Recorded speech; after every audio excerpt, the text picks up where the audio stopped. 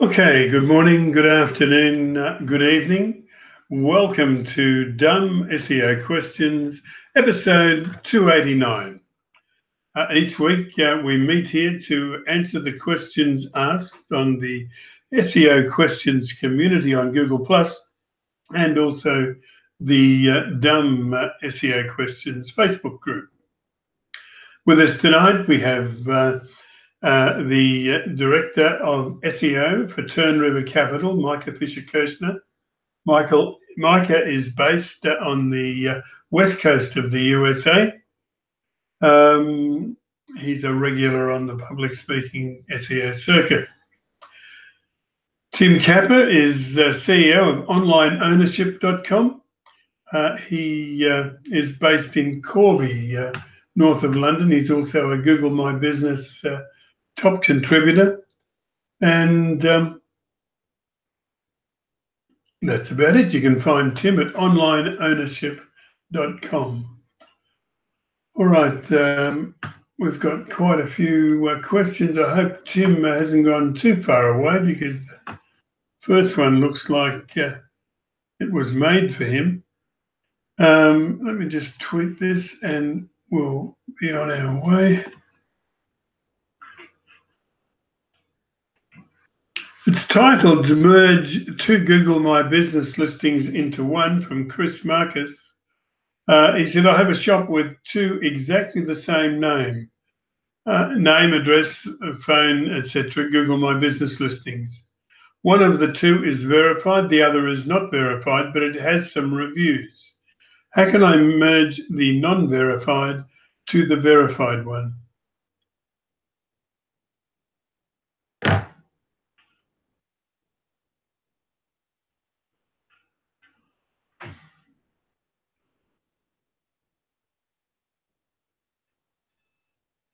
Not my area. Sorry. Sorry, go ahead, Micah.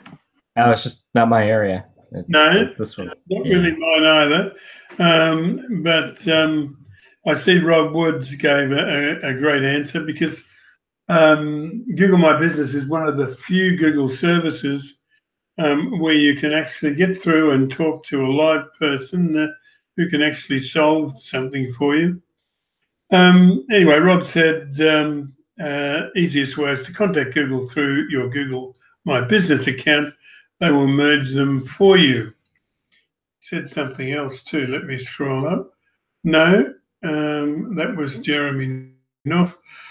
I must thank our forum heroes that look after people through the week and answer questions as they are asked. Tim, you might like to look at this one, question one on our run list. Merge two Google listings into one. Yeah, so you're going to, get hold of business support and ask them to merge. If you have difficulty getting through to business support, which a lot of people do, drop me the map URL into the comments of, say, verified listing, give me the maps listing URL. Say duplicate unverified, give me the maps URL. And then tag me in, and then I can escalate that directly and ask them to merge.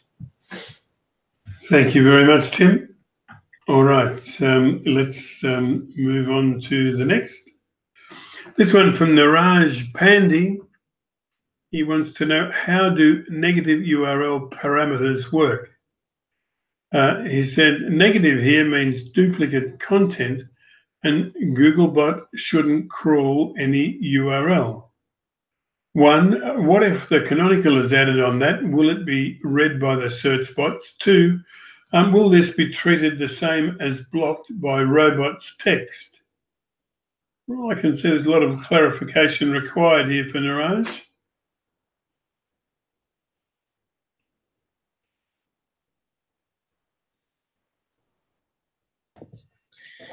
All right. So let's go bit by bit.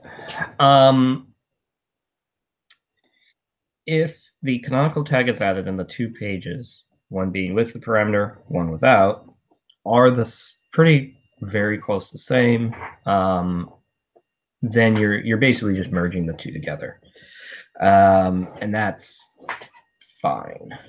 That helps to kind of merge the duplicate content.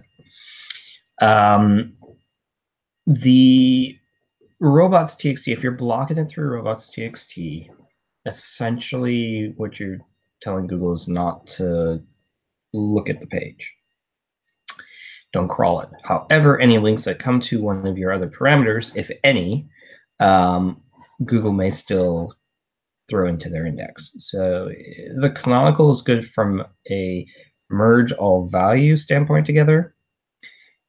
But if you don't get any like external or internal linking value, then the second option of just blocking those is fine. Kind of the options of what you choose might vary depending on the use case. If these are brand new, then you can block them. You can do that in Google Search Console, or you can do it through robots.txt. Otherwise, if it's a situation between kind of a lot of links because of maybe user interactions and sharing specific ones, then yeah, you're going to want to have a canonical instead to kind of actually merge them together. Thank you, Micah. All right, let's move on to the next one. This one from Craig Anthony.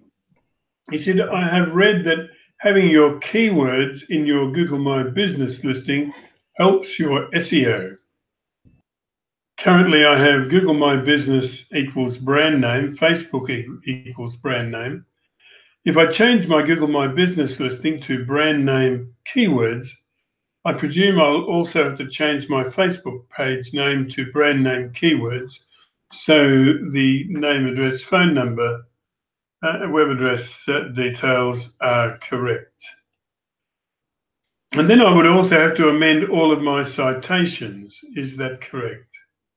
Thanks in advance.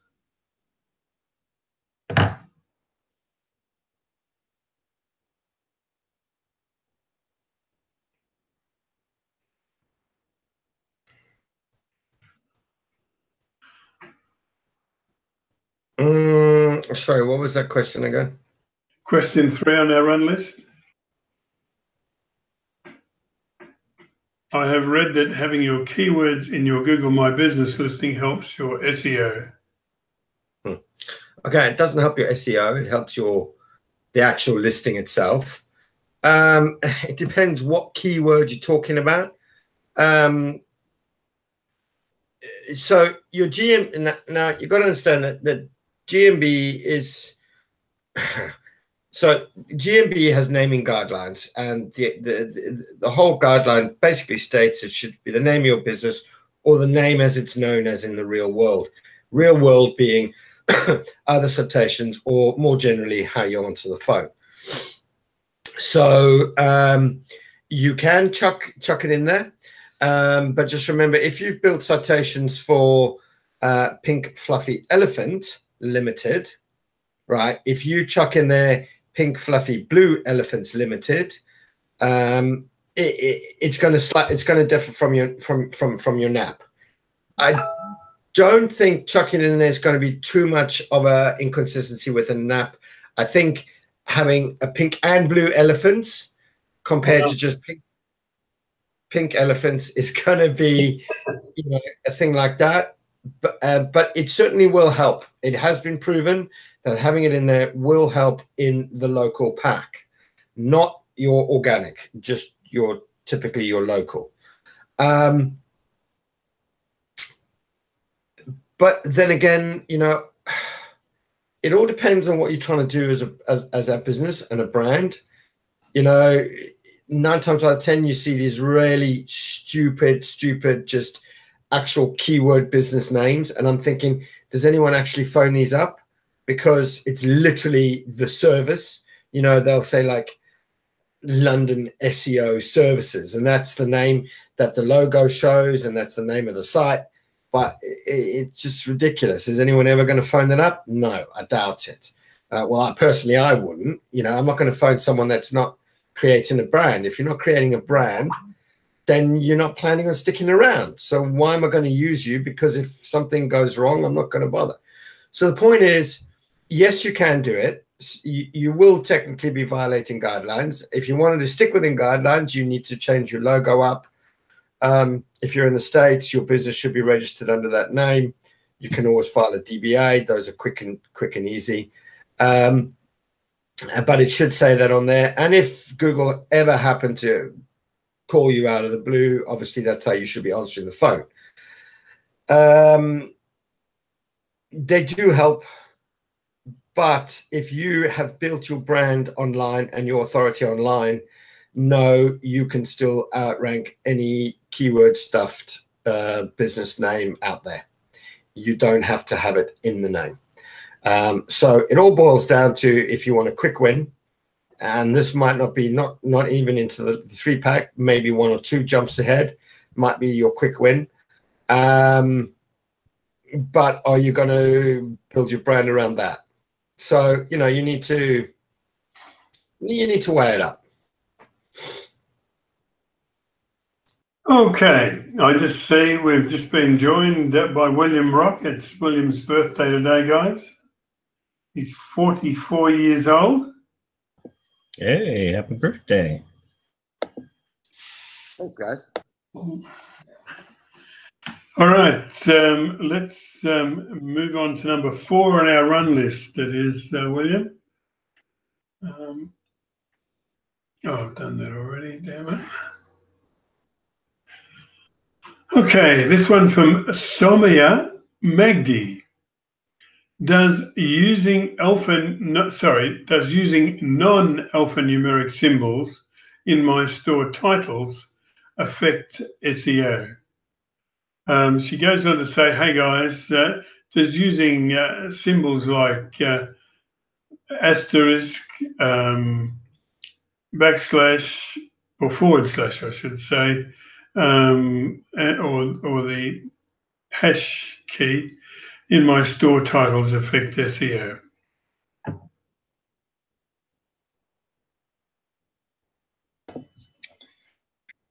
I mean, it's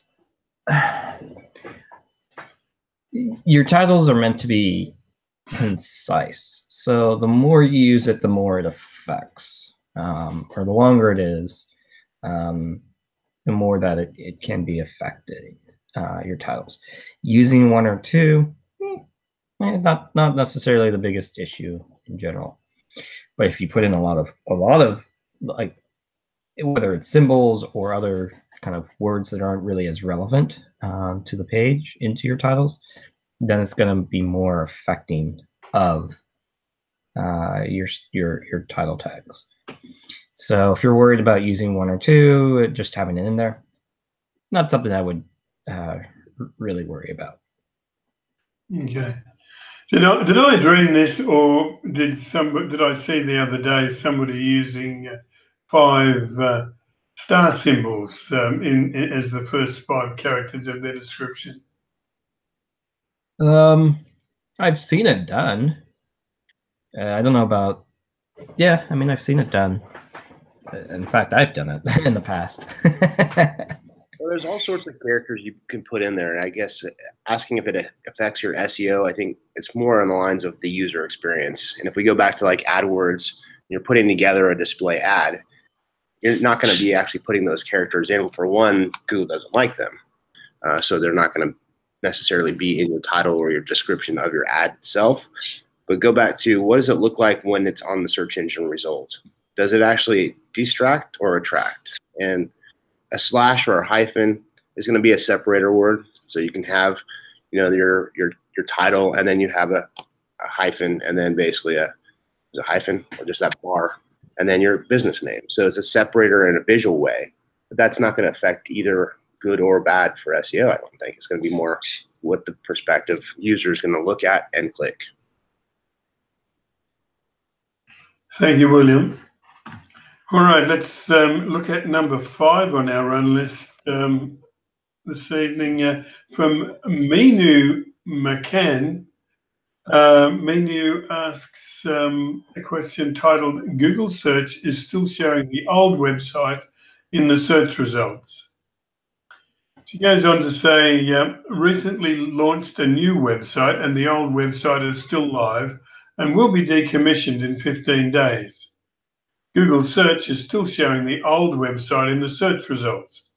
How can we get rid of that and show our new website? Yeah, that's where the 301 comes in. You can't just throw up a new site and expect Google to transfer everything over without explaining to Google, hey, everything is now moved over here. So the use of the 301 redirect from a one-to-one mapping is a way to make sure that, hey, Google will follow through and switch out the old site for the new. Well, and then you also have, if I heard that right, they're still waiting to decommission or like pull down the website 15 days from now. So if they have a new website up and the old website up, it's going to confuse Google and it makes a bigger problem. Once the actual site's down, then you can use the remove from index from Search Console and get. Yeah, and you shouldn't. Oh, sorry. Yeah, you shouldn't be publicly commissioning the new website if the old one's not ready to be decommissioned either. You're essentially confusing Google as to which one is which. If you're going to commission the new one, put it or leave it on like a staging server that no one can, that there's no access allowed to. And then when you're ready to do the switch, that's when you publicly launch it and put in the redirects. Yeah, good point. I mean, for me, for example, I would use a dev.domain.com and then have that no index, no follow, so that publicly the people that need to see it will be able to see it without having a password protected. But then Google is basically going to identify that there's a no index, no follow, and then you can have both the websites up. And then when you're ready to actually, you've tested it, you've run deep crawl or whatever tools you're going to be doing to make sure everything is kosher, then you can then bring the other side offline. But going back to Micah's 301s, make sure that you're actually, if this new website has been altered and the URLs are going to be changing, also go back and set up those 301s to go to the correct pages. Otherwise, Google's not going to know what that is, and you're going to get 404s. Okay. All right, let's move on to number 6 on our run list. It's from Stephen Ward, entitled, What strategy do you use to improve the site and give it a boost? Nobody's ever asked that before. He said, I'm looking for some advice. Let's say you take over a niche review website that has been left alone for a few years, but is actually ranking close to page 1 for a few decent keywords. What strategy do you use to improve the site and give it a boost? The site badly needs a redesign, so I'm thinking to do that first. But how do I approach the pages that are close to page 1 on the search engine result pages? Should I completely rewrite them or just change them a little at a time? Should I make related blog posts linking to those pages? I'm thinking to develop this as a bit of a case study. I don't really care if the site never turns a profit, although that would be nice, of course. I'd say go back to your analytics. If you've got analytics on your site, look at the what's happening with your user experience with that number one result. You may be number one result for those keywords, but if there's nothing really happening and there's no conversion happening from those pages, then maybe going through and tweaking it. But you mentioned that you need to probably do a redesign, start slowly, but go back in your analytics and see, what is the site doing? Do you have huge high bounce ratios on those number one results? Are those number one results for really high level campaign or keywords that you probably can actually write for and get better rankings for? Just be careful. Look at your analytics.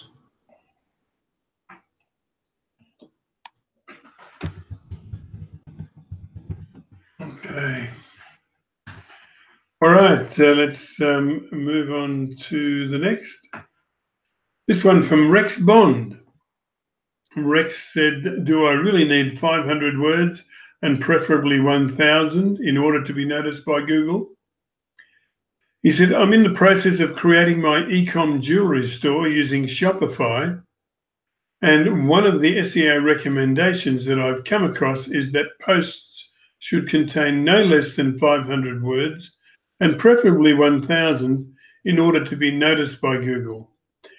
This worries me since I'm scratching my head to come up with more than 2 or 3 sentences to describe a necklace, for example. Feedback, please. Okay, so a post is generally an article, and I think that's what you're kind of misunderstanding here. And yes, yes and no, there is some correlation in the fact that it needs to be a bit more lengthier in terms of having a lot more in-depth content about the subject. However, let's say, for example, I don't think you're going to write like 1,000, 2,000 word article on, Illuminous pink beaded necklace trends. You possibly could if you went back to the 1960s where Illuminous started becoming a bit more, happy and becoming a bit more used, and the first hippie ever to wear an Illuminous pink necklace, and how the design trend moved on from that. So in terms of an article, yeah, it tends to be something a bit more, authoritative, that contains a lot more information and things like that. What you're talking about is your actual product description. A product description doesn't have to be 500 or 1,000 or anything. Your product description should be, it should describe the product with a caveat there. And this is what I always say to people who are working, and clients with e-com sites. If a customer walked into your shop, right, and you could only say that 2 or 3 sentences about that necklace that you're talking about now, would that necklace sell? Bear in mind, you can't do the, hi, how are you? Come on in. It's a question of describing the necklace, describing what it would look good on, look good with, what does it work with? What, does it suit any other products? Think about other e-com sites and how they describe the product, and they say, it'll work well with this, it'll work well with that. Do you have some like great photography to go with it? Don't just use stock images like that the manufacturer provides you. Do you have some really good images of it? Can your image of the product sway that purchasing decision? Could you provide a video on that image around a lady's neck and have that in the actual product? The point here is that is all that a customer has to go on. And will your 2 to 3 sentences sell that product? Because if you're number one for that necklace, and there's someone below you, and there's someone below you, and there's someone below you, and they may all slightly be different, they're all around the side of the price bracket. If somebody's offering a better value, better information, better image, that can see it slightly clearer, they can see it on someone, on a model, in a video, or whatever the case may be. Are they going to pick yours over the next guy's that gives them that slightly bit more information about the product? So look, I wouldn't, for a product itself, it doesn't matter. The amount of words necessary to describe the product and sell that product to the customer, and that's what you should be thinking about. That's a good answer, Tim. You just impressed me time after time. I'm not just a pretty face. That was the other thing I was going to say. Or a big fluffy elephant. And to add a little bit to what Tim was saying, you know, when you're focused on the products, and we go back to the 500 to 1,000 keywords, you know, I think going back to is that an article or a post, you know, there's those things where you can take that same jewelry example, video, pictures, and back to that type of necklace or types of the variation of that necklace, and talk about the history behind those, maybe, or even, you know, what sets them different. What makes them different between somebody else's jewelry versus what you're offering, and then providing those links back to your Shopify store pages. And then therefore they're reading, they're consuming, they're watching these videos, they're looking at the imagery, and then you're capturing them back into so just like they came in your storefront, you have to sell that person on that jewelry. Everybody's got jewelry. What's different about your jewelry? Yeah, and you know, you just need to think. You just need to sit and think about the product for a bit, and how you're going to provide something that's unique on that page to someone. And I'll give you a kind of obviously it's different because it's not jewelry, but this is an e-com site that I'm currently looking at for someone, and it's like literally not even glamorous, man. It's furniture hire for events. Now you've got, so for example, you've got wooden trestle tables, and there's about 20 different sizes, all, you know, like 6 by 2 by 6, 6 by 2 by 4. They're all exactly the same except for the size. So so it's like, how can I now add that value so that people understand this product over the next one better? And you know, it doesn't come overnight. You need to look at these things and look in the market and things like that. And so the strategy for this particular client I came up with was, right, so the tables, and obviously you need to get involved in slightly so you understand the business. But right, so, you know, these tables each have different weights and people have used them for different things. So for example, the 6 by 2 6 was used massively as water tables in the London Marathon. In every London Marathon, and subsequently we marketed it as that.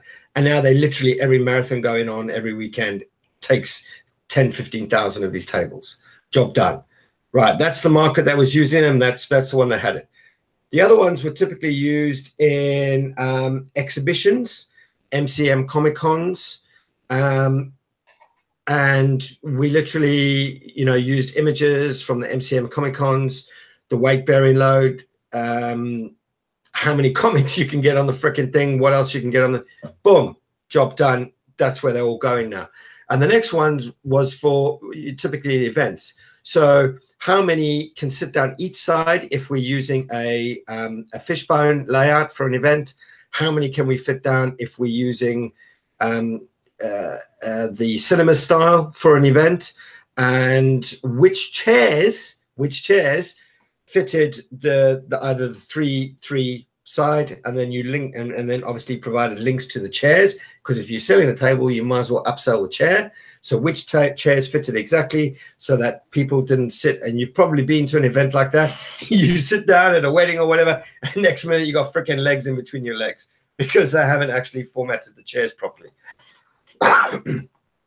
The other thing is then, okay, great. So we've got the side. Well, what kind of tablecloths work with that? If you're going to take this thing, this is what you're going to need. You're going to need a 70 by 108 tablecloth, and you're going to need two 54 by 54 overlays for that tablecloth.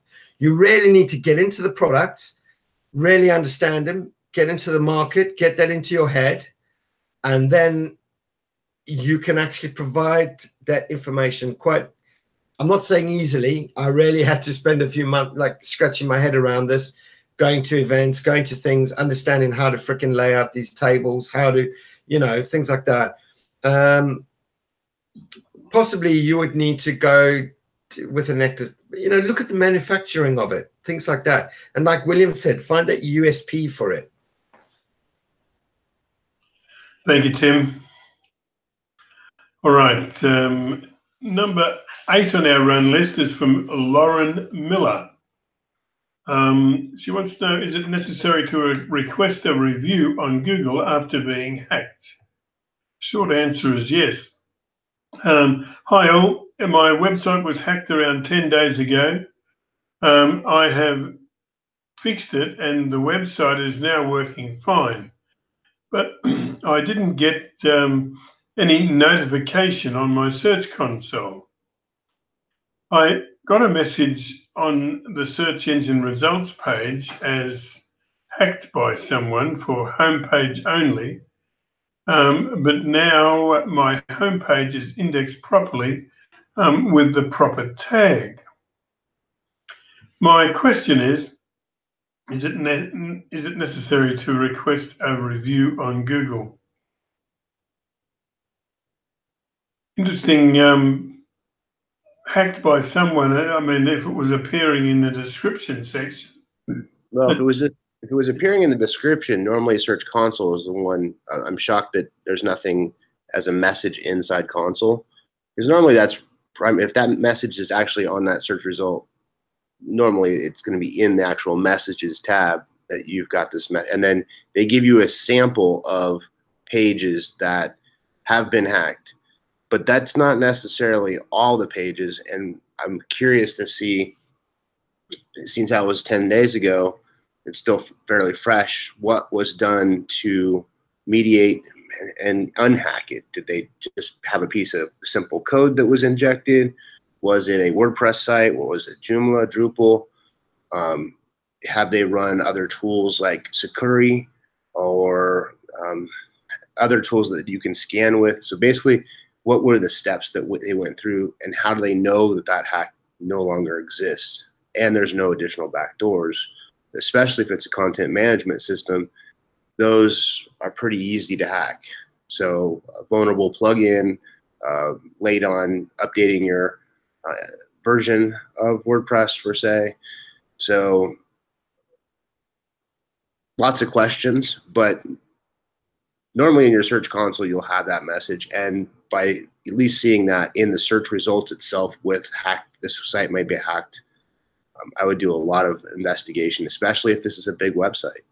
If you're getting a little bit of traffic, and it's probably not going to hurt as bad as if this was my bread and butter site, and if this site goes down completely and no search traffic from Google, and I have to start laying people off, that's a big problem. Yeah, but as I was saying before, she got a message on the search engine results page as hacked by someone. Now, Google's hack thing is it's automatically generated. So, you know, the hack must fit a certain profile. This could be hacked by somebody who had it hacked by someone. It could be just a kid that's guessed the login to the content management system. I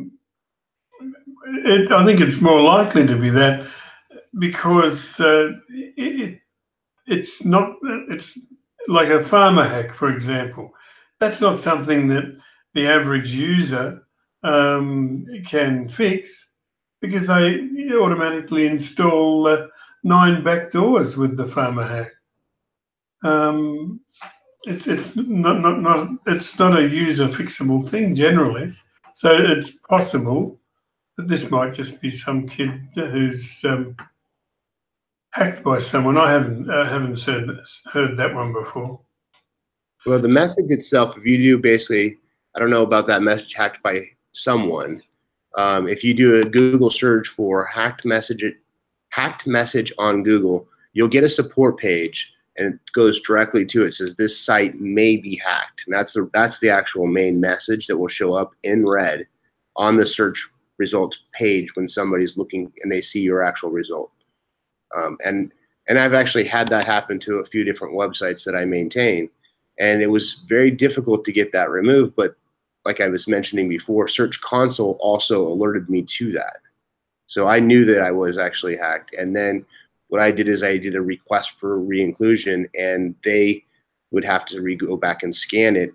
Once they see that actual has been those pages, or that what they found was removed, that message normally goes away within, I've seen, 1 to 2 days. Yeah. Okay, well, we'll move on from there. Okay, I'll better tweet that.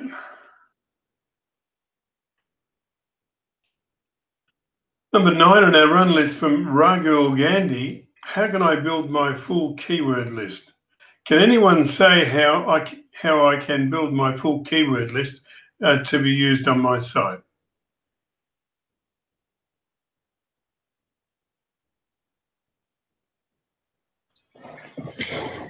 I mean, I like what Karen has in the comments there. Same with Dave Elliott.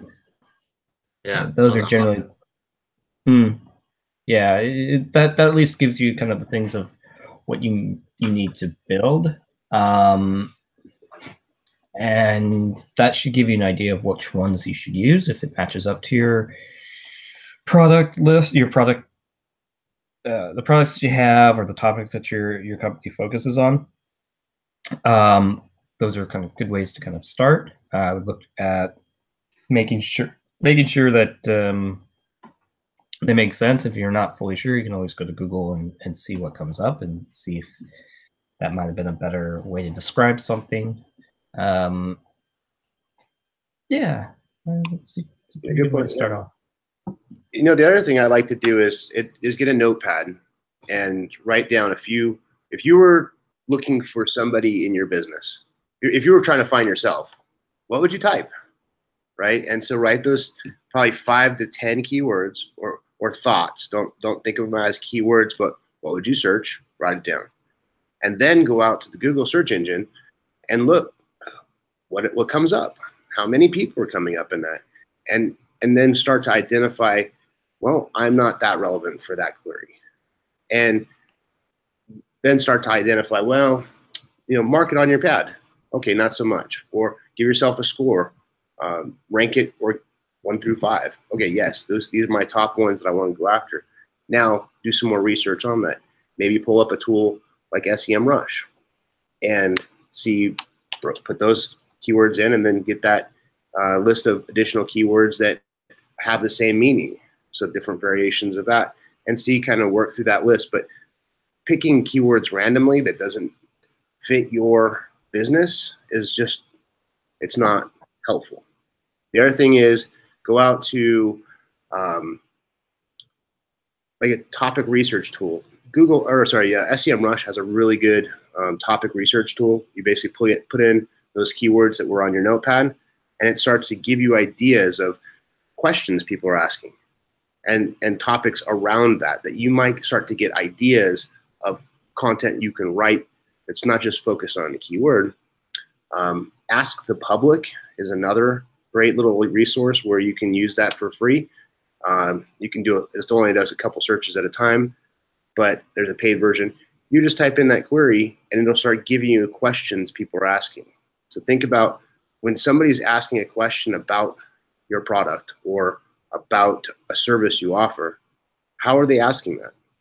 And then how can you respond to that? Same thing with your calls. When you have a call come in from your customer, what are they asking you? How can you answer their questions so that when those calls come in, they're different questions. They're more towards that, let's buy this product now. You've already educated them on your website. Thank you, William. We're losing you, Micah. Safe journey to work, mate. Hope to see you next week. There we go. Yep, thanks. I'll be around. Take care. Okay, cheers, mate. All right, so let's move on to number 10 on our run list. This one from Chris Marcus, 2 links linking to the same product page. He said, on Google, when I search my brand below my site, there are 2 site links which are the same product page. I won't try and read them out, but he said one page shows 72 items, the other 48. Oh yeah, I see. They're the same listing of products. It's just that the parameter determines how many products show on the page. How can I deal with this issue? A rel canonical directive will solve the problem or not?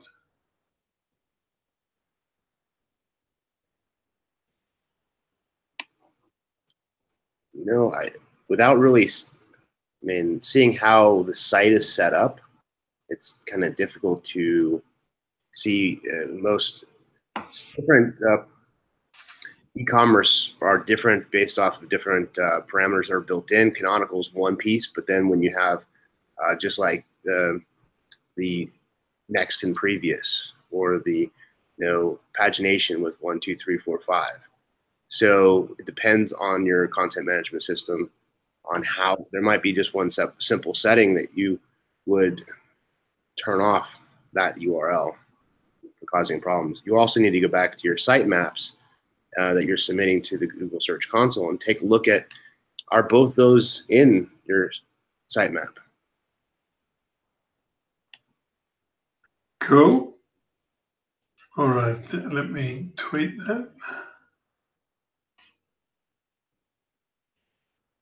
Number 11 on our run list, again from Ragul Gandhi, on how to build relevant backlinks for my site pages. Can anyone please tell me? Well, okay. Right, okay. So let's just think about what a link is, okay?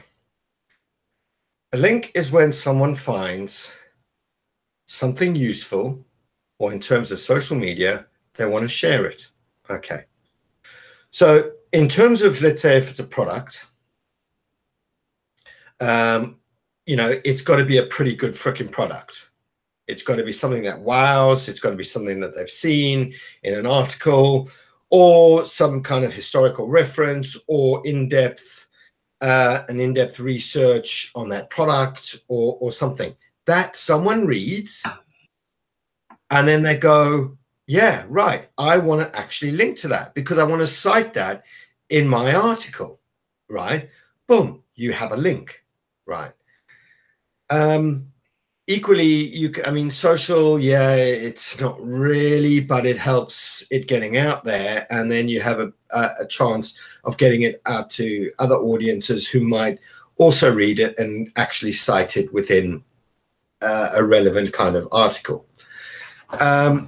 So the answer to that, and what Karna and Perry, I'm not sure about Perry, but Perry maybe's his answer, depending. So the answer there is to be providing, some pretty good content, whether it be a freaking amazing product, or videos or articles on your site that people actually want to link to. It's as simple as that. You can do other kind of marketing. You can do AdWords. You can do, obviously all sorts of social marketing to get your new product and articles visible. But if, in the first instance, and then once people start knowing about this company or whatever the case may be, or this brand, then they become more regular and actually starting to read them, and people will more likely link to them. But your sole purpose there is to provide actually decent stuff that people want to link to. And the point is, when people are linking to it, it's not going to be a horse blog linking to a blog about pink fluffy elephants. You see, your links are going to be highly contextual and semantic. They're going to be highly relevant. When somebody cites you, your article within there saying, read this, or go and check out this guy's article, which dives deeper into, whatever the case may be, it's going to be contextually relevant.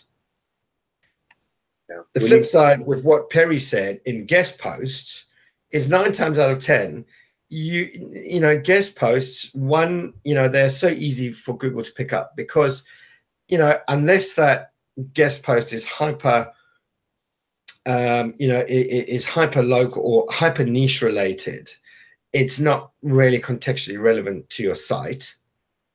And Google finds that and picks it up straight away.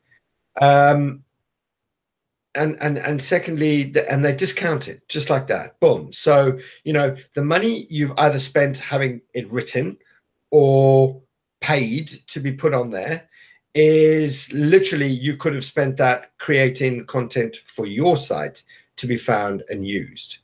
As pretty simple as that. The flip side to this is, as you start building your brand also, and this is not, you know, as you start building your brand and becoming seen as a leader in that particular field or product or innovation, people actually start reaching out to you and going, would you mind if I use that image? Would you mind if I actually linked it to you? Would you mind, or, you know, would you be interested in posting something on my site, which might not be as good, but is contextually relevant? So then people actually start approaching you, you know, for your insight, for an interview, for a comment on something that they've done. And of course, they cite you back for that. So the whole point here is, think about building your brand and your business rather than thinking about how am I going to build a backlink, which 9 times out of 10 is just going to be discounted by the algo anyway. Thank you, Tim.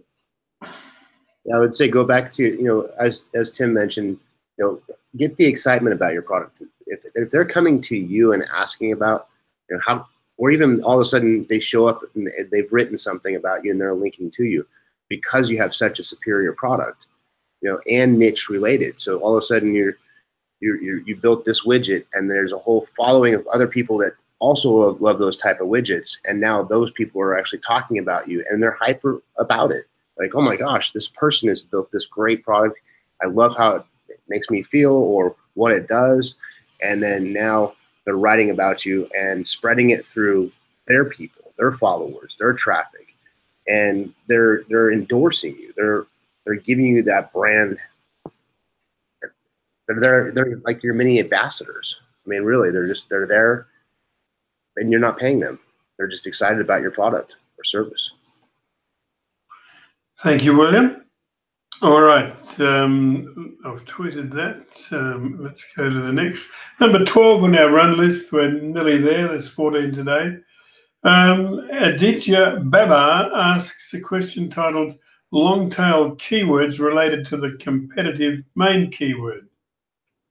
Aditya said, for example, if my competitor is ranking for a keyword, i.e. golden, and I resist the temptation to say showers to get Tim Cap, golden triangle tours, and its competition is high, then if I take a low competitive keyword that would be related to the competitive main keyword, i.e. that is golden triangle tours, would be the better choice or not? Well, generally, think about this in the sense of building a house.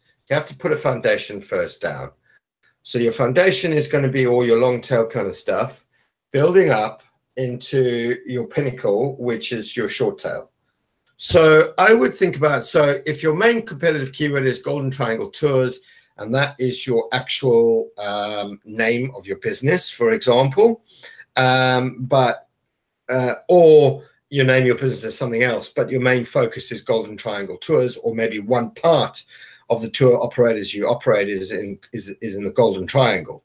So now you need to, how do you contextually, how do you get Google to understand that your main focus is on golden triangle, right? Tours within the golden triangle. So what I would say to you is, over the next month, or you could do something like a 90-day challenge, right? So over the next month, you're going to sit there and create articles, yeah, which you're going to promote only on the golden triangle tours. So, for example, top 10 destinations to see in the golden triangle, 15 temples, 15 golden triangle temples to to see before you die. Historical also, and very accurate. What makes up the golden triangle? Golden triangle, that's I can't remember. That's Burma, something. Anyway, it's India, I believe. But it's in that tiny little So so temples, 22 interesting facts about the Golden Triangle. Five of the best resorts, in the Golden Triangle. Of course, hopefully you've got some of those in that you're staying in, or you include them within the article. You include them within. So it's you can actually interlink into the hotels that you're doing.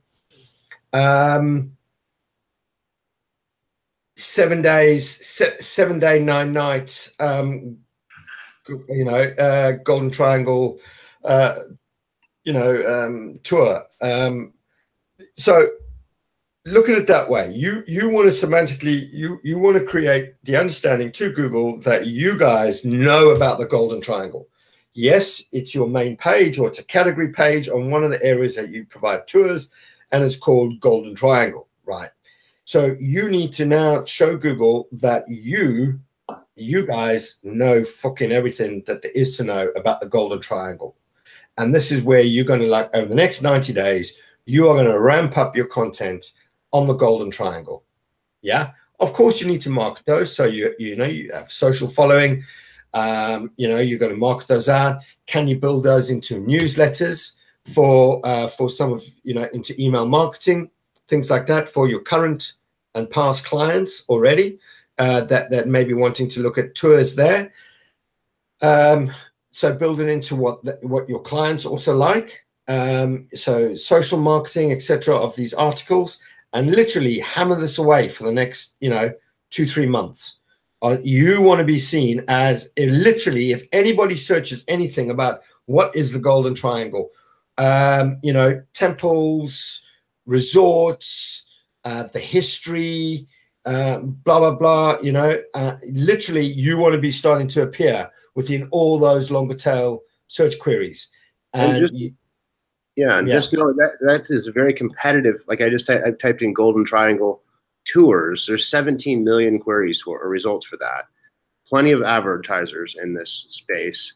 And the first thing comes up with a knowledge graph right below the ads, 107 Golden Triangle trips with 393 reviews. And then it goes down to the best, just like you were saying, the best things to do on your tour, what to look for, what to see, where to stay, where to eat, all those different things to do. We're put together that experience for everybody. You've got a lot of competition, a lot of work. If you start to look at your competitors too, what are they writing? What are they capturing these people's attention with? What's helping them to convert? What's their call to action? So once you have that kind of content, what are you getting them to book with? How are you calling their attention? Thank you, William. All right. Thank you, Tim. Thank you, Linesman. Thank you, Ball Boys. Let's go to the next. It's from Jason Hyingchul Kang. Jason asked a question titled, "How long does it take to rank for long tail keywords?"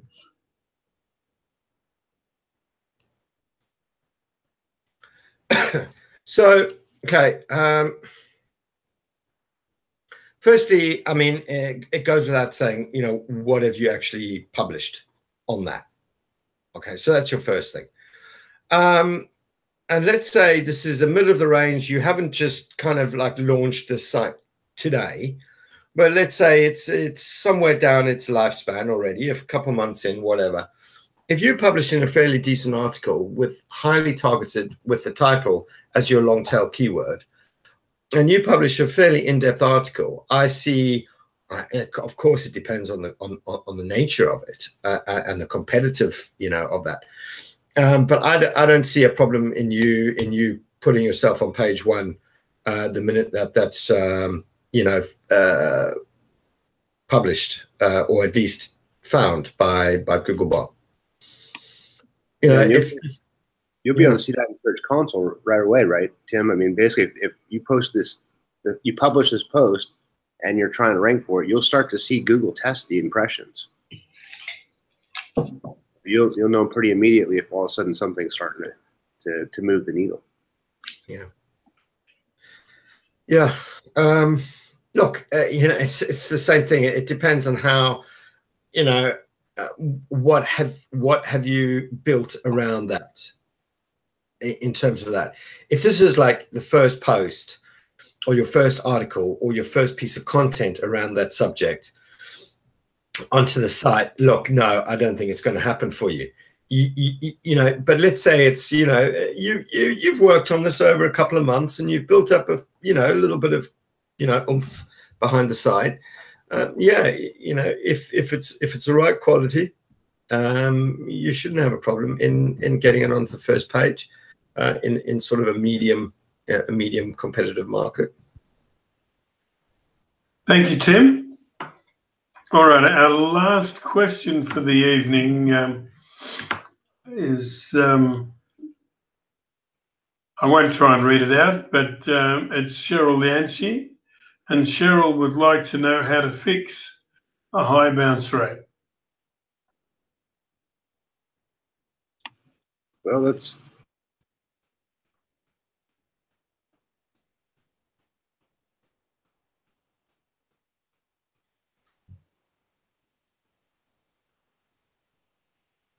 about a bounce rate. A high bounce rate is not necessarily a bad thing. There's many circumstances, like I'm old and I'm tired tonight, but the first thing I would want to know is, why has she got, if this is hosted on WordPress, the first thing I would know is, why has she got domain, why is her domain not there? Why has she got a page then with a /index.html?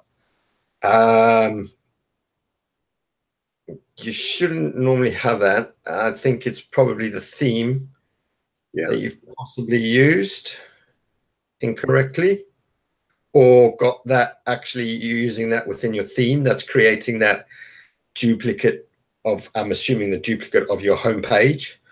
So you've got a pinkfluffyelephants.com, which is showing fine, and you've also got a pinkfluffyelephants.com /index.html. What you can do, if you're in WordPress, what you can actually go and, if you've got, for example, Yoast installed, you can actually go and canonicalize that index.html back to your home page, so that Google only sees, well, Google obviously, it doesn't have to follow a canonical, but you're saying to Google that this index.html is actually my home page. It's this page. And then they will only use one. What about doing a 301 redirect? Well, basically it's the same.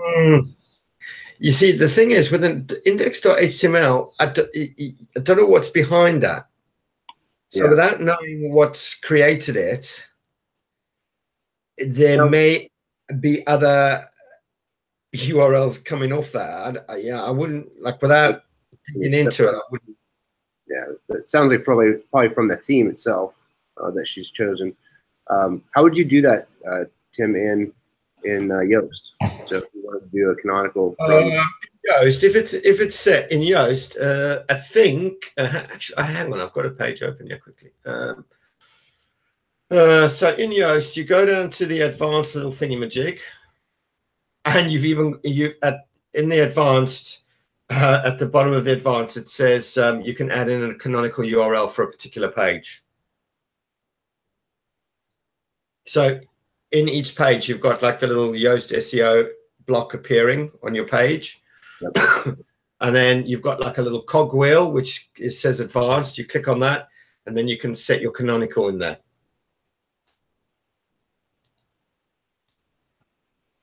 So that might be a quick fix for...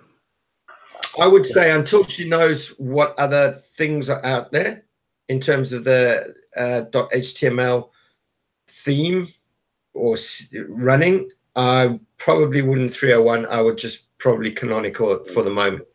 And to get back to your answer on why is it such a high bounce rate, is because depending now, if you've got that running, that might be the page. So for example, if someone moves through the site, let's say they land on your homepage, they go to your category page, or they go to a product or whatever.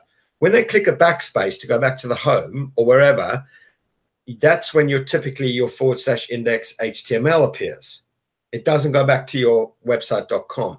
And if they've already gone back and they've already gone into your site and they've clicked the back page, then they typically seen enough and now they're leaving anyway. And that's why your specific bounce rate on the /index.html is typically high, is because they're exiting on that page. So, I wouldn't worry about that. The more thing to worry about is why have you got that appearing, and investigate that. Because ideally you don't want to, but it depends on what it was built in, on what theme. But you can quite easily handle that with a canonical if you're using Yoast.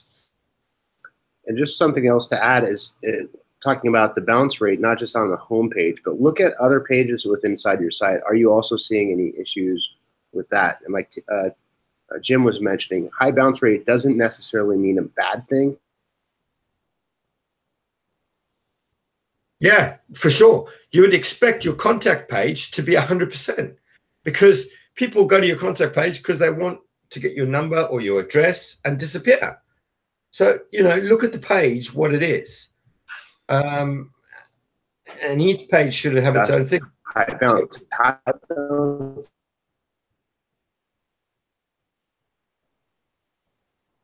Oh, William's frozen, or is it just me? Nah, he's frozen for me too. Okay. All right. And look, the other thing I was thinking of, I mean, this could even be a link to a backlink to the site that's been set up wrongly, because as she says, when she goes to that page, it's a 404. But then again, how does it record? I didn't see that bit. Yeah. It could be an old version of the site. Totally. Could be an old version of the site. Now it obviously doesn't exist because they've migrated over to maybe WordPress or whatever the case may be. Yeah, totally. And that could just be an old link somewhere hanging about where somebody actually linked it with the old URL. And every now and again, somebody follows through and comes through to it. Yeah, totally, Jim. All right. Well, on that note, let's call it a halt. William's having trouble with his connection. You're back, William. All right. To the person that's still watching us, thank you. Your interest in what we do makes what we do worthwhile, and for that we are truly grateful. We'll be back at the same time next week to do this all again. But for now, it's good night and